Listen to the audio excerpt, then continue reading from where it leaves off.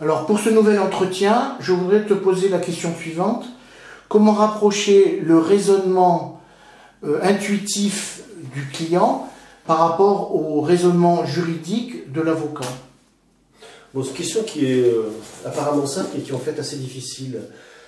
Parce que le droit, en fait, c'est une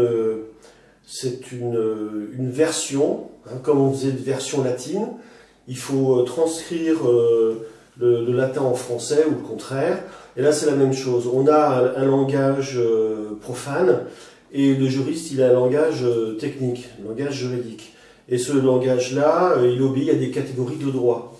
Et il faut faire rentrer ce que le client dit dans des catégories, il faut le transcrire en catégories juridiques et en termes juridiques. Et ensuite, avec ces catégories-là, articuler un raisonnement.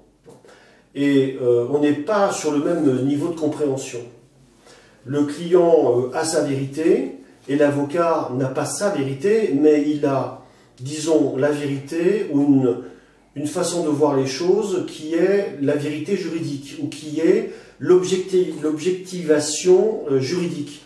Ce qui fait qu'un client peut très bien te dire j'ai tort ou j'ai raison. Alors d'une part, première observation, c'est sa vérité. Et forcément, il est à l'intérieur de sa bulle, il manque de distanciation.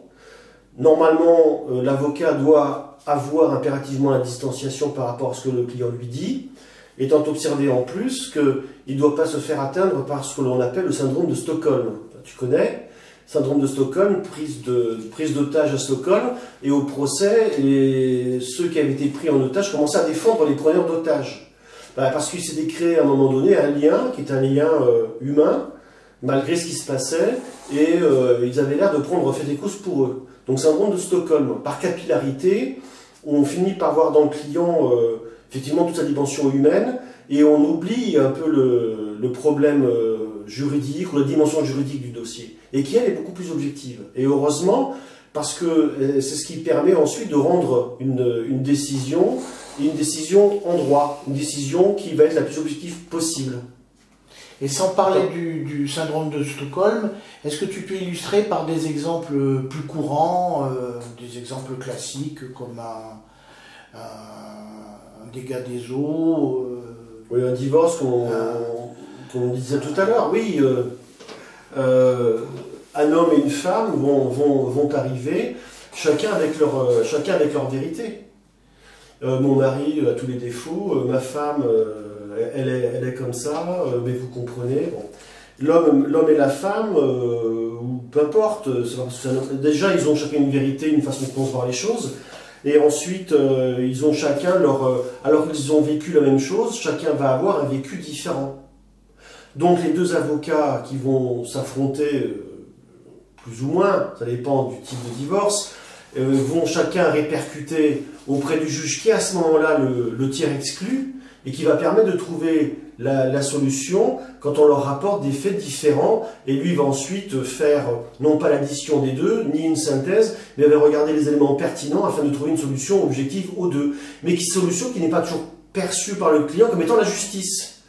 Parce qu'il n'a pas entièrement gagné, ou il n'a pas entièrement perdu, et parfois la vérité se situe un peu entre les deux. Les deux n'ont pas totalement tort, ils n'ont pas totalement raison.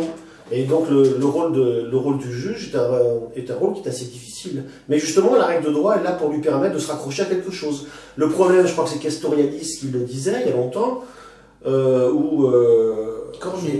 voilà, et qui disait justement le problème de la justice, c'est qu'elle porte un nom de valeur. La justice, c'est une valeur, c'est aussi une vertu. Par exemple, les douanes, c'est pas une vertu. Comment dirais-je, les finances non plus. Alors la justice, c'est la justice, Salomon, Saint-Louis sous son chêne, et on attend quelque chose peut-être de transcendant qui va tomber dans l'immanence et nous révéler la vérité toute nue. Le problème, c'est que chacun pense qu'il a cette vérité. Voilà. Donc comment on fait? La règle de droit, le droit est là pour dire, c'est pas compliqué, façon de parler, on va appliquer des règles de droit qui reposent sur des règles de preuve. Vous avez tort, vous avez raison. Si vous rapportez la preuve de ce que vous dites, vous gagnez. Vous ne rapportez pas, alors même que vous avez peut-être raison, vous perdez. Parce qu'à un moment donné, il faut trancher. Et le juge n'est peut-être pas dans le rôle d'une justice immanente. Et il est là pour faire au mieux, pour rétablir l'ordre public et faire en sorte que le trouble apporté dans la société civile cesse. Est-ce que tu comprends ce que je veux dire? Oui. Est-ce que est-ce qu'on recherche des exemples concrets, plus concrets, où on voit, parce que l'intuition du client parfois ne correspond pas avec la vérité juridique de l'avocat. Ben, l'avocat, il a oui, bien.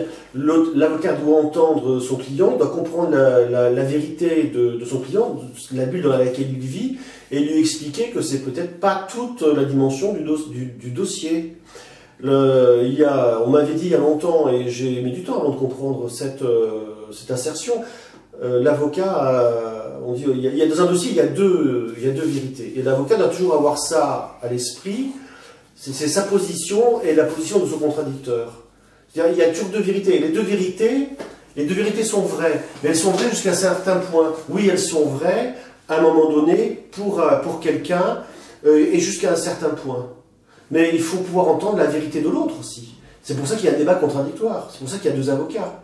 C'est pour ça qu'il y a les droits de la défense. C'est pour ça qu'on débat devant un juge qui, lui, est justement celui qui va permettre de dépasser les antithèses et qui va déboucher sur une solution qui dépasse les antagonismes.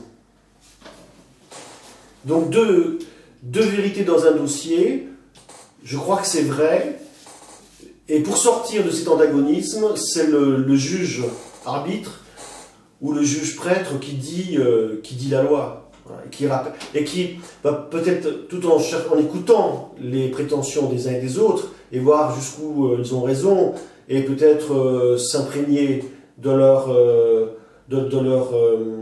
vécu, néanmoins doit en faire abstraction à un moment donné, pour être en mesure d'appliquer la règle, qui n'est pas forcément toujours en adéquation, sans doute, avec une réalité charnelle du terrain de la réalité. C'est pour ça que ce que tu dis sur le raisonnement subjectif du client, il ne peut être nécessairement que subjectif. Et la difficulté, c'est de faire passer cette subjectivité à une objectivation d'une situation. Et ça, l'avocat doit permettre cette transition, il doit aussi l'expliquer. Ça fait partie de son devoir de conseil d'expliquer à son client qu'il va passer d'une situation éminemment subjective à une situation qui va être la plus objective possible, parce que c'est celle du droit. C'est difficile de comprendre. Normalement, on ne devrait pas dire le ministère de la Justice, on devrait dire le ministère du Droit, ou des lois et règlements. Ce serait beaucoup plus juste. Et ça prêterait moins à confusion. Le client, quand il sera en justice, dans un tribunal, il pense que ça va être Saint-Louis sous son chêne. Eh bien non, c'est pas ça, c'est peut-être même le contraire. Oui, mais la vérité qui compte en définitive, c'est la vérité judiciaire. C'est le résultat, oui, absolument. Le résultat et non la vérité du client. Ah oui, parce que cette vérité judiciaire, elle doit être la même pour tous. Si on appliquait des vérités de client, elles seraient applicables à qui? Non pas à tous, mais au client lui-même. On va faire une justice justement pour donner raison à chacun, donc c'est impossible. Puisque tout le monde ayant raison, tout le monde a nécessairement tort à ce moment-là. Comment trancher? Par cette objectivation, par la vérité, entre guillemets, judiciaire, mais qui n'est peut-être pas en elle-même une vérité, qui est une solution. Quand on dit la vérité judiciaire, c'est peut-être pas une vérité judiciaire. En fait, c'est peut-être une solution à une situation contradictoire, de vérité subjective contradictoire. Voilà. Ben, je te remercie. On reprendra le dialogue tout à l'heure. Ok. C'est bon? Tu peux couper. Merci.